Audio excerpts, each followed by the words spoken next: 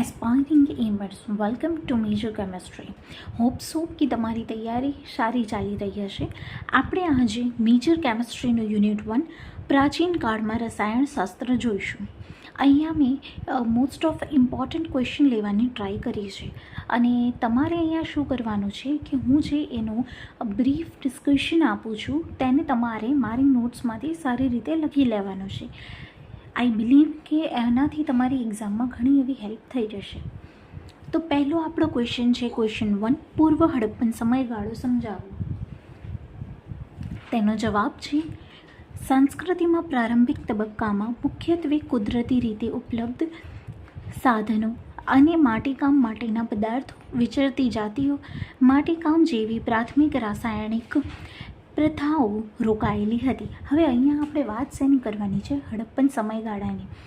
તમે જ્યારે જવાબ લખશો, આ હિસ્ટ્રીના જવાબ છે, એટલે તમારે શું ધ્યાન રાખવાનું છે કે પહેલાં ટૂંકમાં એનું ઇન્ટ્રોડક્શન આવી જાય, પછી એનું થોડુંક બ્રીફ ઇન્ટ્રોડક્શન આપવાનું. જેમ કે આ પોઈન્ટમાં મેં શું કીધું છે કે એ સમયગાળામાં માનવ વસાહતોનો સમાવેશ થતો હતો.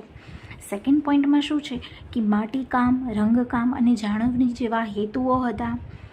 શું છે પછી સિંધુ ખીણની સંસ્કૃતિનો પ્રારંભ કઈ રીતે થયું. મૂવિંગ ફર્ધર આપણે જો નીચે જોઈએ તો હડપ્પા અને મોહેન્જો-દારો શું સૂચવે છે તેનું થોડુંક આપ્યું છે. મિશ્ર ધાતુ જેવી કે તાંબુ, કાંસુ અને શીશાની કલાકૃતિઓનું ઉત્પન્ન શક્ય બન્યું હતું. વધુમાં માટીકામ અને ઈંટ બનાવવા માટે ભથ્થાઓનો ઉપયોગ પણ શરૂ થઈ ગયો હતો. ઓકે, તો અહીંયા જે આપણા મેઇન, જ્યારે તમે ઇન્ટ્રોડક્શન લખી નાખ્યું એના પછી તમે શું લખશો તો કે ટેકનોલોજીકલ અને આર્થિક વિકાસ, સામાજિક અને ધાર્મિક પાસા અને પૂર્વ હડપ્પન સમયગાળાનું મહત્ત્વ. ચોથો પોઈન્ટ આપણો શું છે? ચોથો પોઈન્ટ આપણો કહે છે નિષ્કર્ષ. હિયર આપણે જોઈ લઈએ કે શું કરવાનું છે. જો તમારે શું કરવાનું, પહેલાં આવી રીતનું આ જે ઇન્ટ્રોડક્શન છે એને સારી રીતે દર્શાવી દેવાનો છે. તમારે એના મોટા મોટા પોઈન્ટ્સ જોઈ લેવાના, જેને તમારે બ્રીફિંગ કરીને લખવાના છે. પછી શું કરશું? ટેકનોલોજી અને આર્થિક વિકાસ છે, સામાજિક અને ધાર્મિક પાસા છે, પૂર્વ હડપ્પન સમયગાળાનું મહત્ત્વ અને ચોથો પોઈન્ટ આપણો નિષ્કર્ષ. આ ચારેય મુદ્દા પહેલાં પક્કા યાદ કરી લેવાના. પછી એના અંદરનું શું છે ને એ વાંચીને જવાનું. મુદ્દા યાદ હશે તો અંદરનું તમે તમારી લેંગ્વેજમાં લખી શકશો. અહીંયા આપણે ઉપરથી જોઈ લઈએ કે ટેકનોલોજી અને આર્થિક વિકાસમાં શું છે તો કે કૃષિ વિકાસ, હસ્તકલા અને વેપાર, આ બધાના પોઈન્ટ્સ કન્સિડર કરવામાં આવ્યા છે. સામાજિક અને ધાર્મિકની વાત કરીએ તો કે આ સમયગાળો વસાહતો વંશવેલો સામાજિક માળખા દર્શાવે છે, જેમાં વેપાર અને સંસાધનોમાં નિયંત્રણનો સમાવેશ થતો હતો. કેટલાક ઘરોએ અન્ય ઘરની સરખામણીમાં મોટા હતા, જે વર્ગમાં તફાવત દર્શાવતા હતા. ઓકે, આ એ ટાઈમની વાત છે, ક્યારની? હડપ્પન સિવિલાઇઝેશન, હડપ્પન સમયગાળાના પૂર્વની. પછી શું હતું એનું મહત્ત્વ, એ તમારે અહીંયાથી વાંચી લેવાનું છે, નોટ કરી લેવાનું છે.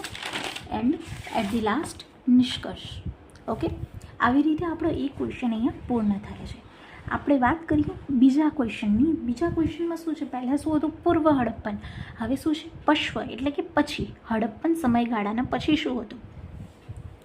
સેમ પહેલાં ક્વેશ્ચનની જેમ અહીંયા પણ એક લાઇનમાં પહેલાં આપણે ઇન્ટ્રો આપીશું કે હડપ્પન પછીનો સમયગાળો લગભગ 1900થી 100 BCE ખીણની સંસ્કૃતિના પતન અને પ્રાદેશિક સંસ્કૃતિના સમયગાળાને આગળ વધારે છે. હવે અહીંયા જે આપણે મુખ્ય લાક્ષણિકતા છે, આની કુલ 5 જેવી મુખ્ય લાક્ષણિકતા હશે. પહેલી શું છે? શહેરી જીવન પતન, કે શહેરી જીવનનું તે જ્યારે હડપ્પન સિવિલાઇઝેશનના પછી પતન થવા માંડ્યું હતું. એટલે મોટાભાગના જે લોકો હતા એ હવે એમની સંસ્કૃતિ તરફ પાછા વળવા લાગ્યા હતા. લેખનમાં તે લોકો હડપ્પન લિપિનો ઉપયોગ ઘટવા લાગ્યો હતો. વેપાર નેટવર્ક કેવું થઈ ગયું હતું? નબળું પડવા લાગ્યું હતું. આ બધા આપણા શહેરી જીવનના જે પતન થયું એના પોઈન્ટ્સ છે. સેકન્ડ આપણી કેરેક્ટરિસ્ટિક શું છે તો કે પ્રાદેશિક સંસ્કૃતિનો ઉદય થવા માંડ્યો હતો. શું કરતા હતા એ લોકો તો કે ગરુડ રંગના માટીકામ અને કેટલાક હડપ્પન પ્રથાઓનો સતત ઉપયોગ દ્વારા રંગીન માટીકામની શરૂઆત કરવામાં આવી હતી. આપણે બેઝિક આ પોઈન્ટ તમારે મેઇન યાદ રાખવાનો છે જ્યારે તમે બીજી લાક્ષણિકતા જે છે પ્રાદેશિક સંસ્કૃતિનો ઉદય લખો. ત્યારે આ પોઈન્ટ તમને એક યાદ હોય તો પણ તમે લખી શકો છો. થર્ડ આપણી જે કેરેક્ટરિસ્ટિક છે, લાક્ષણિકતા છે, તેવું દર્શાવે છે કે કૃષિ સંસ્કૃતિ અને પશુપાલન. શું છે? કૃષિ સંસ્કૃતિ શું હતી અને પશુપાલન એ બધાનું પોસ્ટ હડપ્પન સમયગાળામાં શું રોલ હતો? તો કે તેમાં મોટા પાયે ખેતીના વિકસાવવામાં આવી હતી.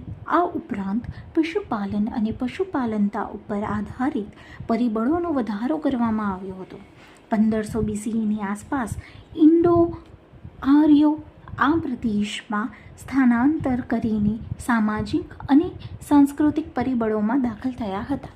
આ બધા જે પોઈન્ટ્સ છે એ તમારે એકવાર રીડ કરી લેવાના છે, જેથી તમારા મગજમાં બેસી જાય સારી રીતે.